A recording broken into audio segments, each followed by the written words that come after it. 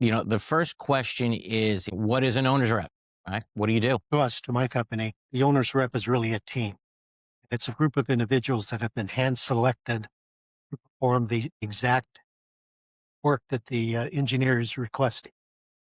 There are certain exterior repair protocols, let's say the uh, exterior remediation, stucco repair, that's window caulking, sealants, paint. So we build a team specific to that has the experience and the years of knowledge to be able to then create a pathway. And with that, we put a process in place. Yes.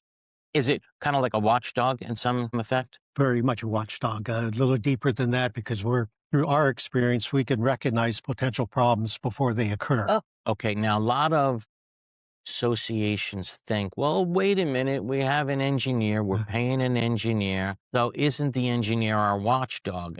And let me tell you about a situation that I had several years ago that makes me think that maybe not.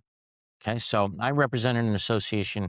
Remember, it was in Hollandale, tremendously large association, several hundred units. And they needed to do two things. They needed to paint the entire building, and they needed to replace every single window in the condominium. So we're talking about hundreds and hundreds of windows. So what did they do first? And they had obviously contractors to do the painting in the windows, and of course they hired an engineer. Well, I don't know if the engineer was sleeping or not, but the first thing they did was they replaced all the windows. So we're talking about hundreds and hundreds of new windows that went in. The next thing they did was the painting. But before doing the painting, they had to sandblast the old paint off the building. Well, I see where your mind is going already, but the engineer didn't make sure that the brand new windows were covered while doing the sandblasting. Well, as you can see where I'm going, hundreds and hundreds of windows that just went in last week were destroyed the following week.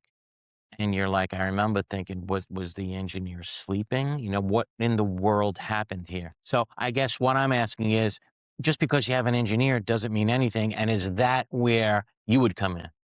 Yes, these are the types of scenarios that we get the engineer and the contractor on the same page. Right. We're able to project down the road what are the steps that are going to be necessary to perform this work. Right. And in what order? And obviously, protecting the windows should have been part of it.